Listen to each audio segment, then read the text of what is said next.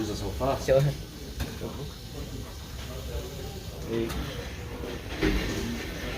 What's your name? Yes, have it. No.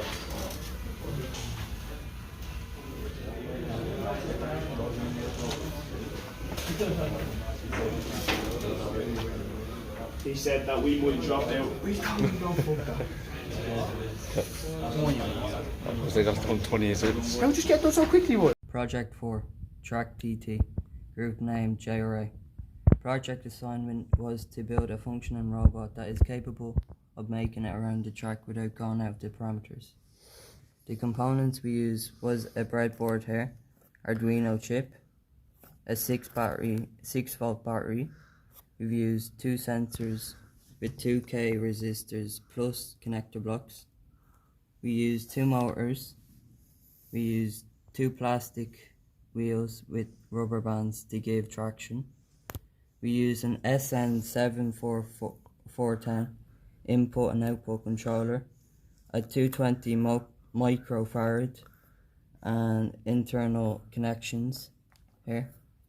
And I'll pass you on to Adam, who helped with it as well, with the internal and external.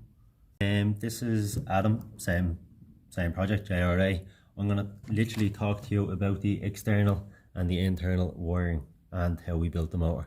So for starters, we cut out 5 separate pieces of cardboard, 100 metre long by 8 millimeters high, consisting of 5 pieces, so a front, back and 2 side pieces, and then a base. We put all this together by using duct tape on both sides, inside and outside. Both wheels were glued onto the front sides of the robot. When attached the wheels to the motors, we had two sensors made up of 2 10K resistors and 2 10K resistors and connectors with internal wires hung out just to the front of the motor sensor. So just hung out at the front of the motor, which both of them sense white for both motors to drive in the forward direction and sense black to stop. So the actual internal wire within the board, so the board makeup was fairly similar to that of the last Project 3 TAS2 bi-directional control of the 2 motors, except this time around pin 2 and 3 controlled the left motor, 4 and 5 controlled the right motor. And we removed the LED, but to drive both sensors we installed, to drive both motors we installed 2 sensors. The left sensor went back to our AO connection on the Arduino, and the right sensor went back to our A1 on the Arduino. And now I'm going to pass you off to Jack, who is part of this project, and he's going to talk to you about the actual programming of the design. So my name's Jack. I'm here just looking at the code here for the project.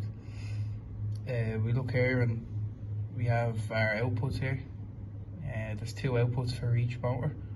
So we have 2 for the left, which is 2 and 3, and 2 for the right, which is 4 and 5. Down here we have the same thing here, but with the sensor. So we have a left sensor and a right sensor, and we're just establishing which outputs are for each.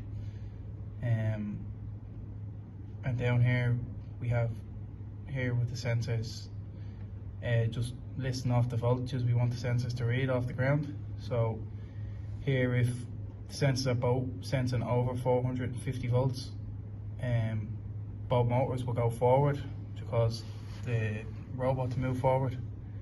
We wanted the sensors to read the white rather than the black track, just thought it'd be easier this way. We have the opposite here, so if they both sense under 450 volts, both motors will stop. And here we have, if the left sensor senses more than 450 volts but the right sensor doesn't, then we have the pivot right here, so the left motor will continue but the right motor will stop. And we have the opposite here, so if the left sensor senses under 450 volts and the right sensor senses over 450 volts, it will pivot left. And we just have our digital lights down here. And that's it.